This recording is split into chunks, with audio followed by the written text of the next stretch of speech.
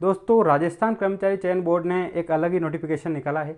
इस बार negative marking का जो भी फॉर्मूला है वो पूरा ही अलग रखा है। यदि कोई प्रश्न हटते हैं तो उनके नंबर किस आधार पर तय होंगे। अब इस बार बोनस नहीं मिलेगा, अलग ही एक नियम निकाल दिया है। तो चलिए समझते हैं 2 मिनट में क्या अलग नियम है अगला। तो देखिए, राजस्थान कर्मचारी चयन बोर्ड ने अब ये कंफर्म कर दिया है कि यदि कोई प्रश्न गलत निकलता है तो उसके बोनस अंक नहीं मिलेंगे। यदि उसके बोनस अंक नहीं मिलते हैं तो उसकी जगह क्या मिलेगा।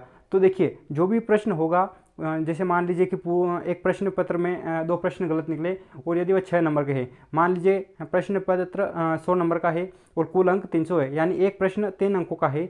तो यदि 2 प्रश्न गलत निकल जाते हैं तो उनके अंक होंगे 6। तो 6 अंकों को 98 क्वेश्चन, यानी जो 98 क्वेश्चन है उसमें 6 का बराबर समांतर समांतर विभाजन करके उन नंबरों को प्रत्येक प्रश्न के साथ जोड़ दिया जाएगा। यानी जो एक प्रश्न होगा वह 3 नंबर का ना रहकर 3.0.16 ऐसा कुछ हो जाएगा। लेकिन इसमें एक अलग ही रोचक बात यह रखी है कि यदि आप कोई गलत करते हैं प्रश्न, तो नेगेटिव मार्किंग में जो 3 नंबर का अंक एक प्रश्न होगा उसमें से सिर्फ 1 अंक काटा जाएगा, ना कि जो कुल अंक हो रहे उसके आधार पर मान के ऐसा नहीं किया जाएगा।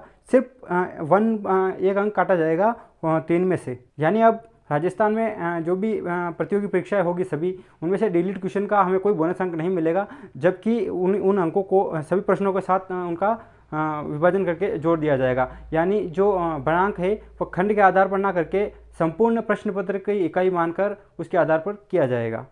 तो देखिए, जैसे ही कोई प्रश्न गलत होता है तो उसे मान लीजिए कि 3 नंबर का वो प्रश्न है, यदि आपने एक प्रश्न गलत किया है वो तो उसका 1 अंक काटा जाएगा, यानी 1/3 काटा जाए तो 1 अंक काटा जाएगा, ना कि ऐसा कि वो 3 पॉइंट कुछ ऊपर जो भी होगा कुल अंक इसके आधार पर नहीं काटा जाएगा। 3 अंकों के आधार पर ही 1 अंक काटा जाएगा। ये जानकारी हमने सोचा आपके साथ साझा करें।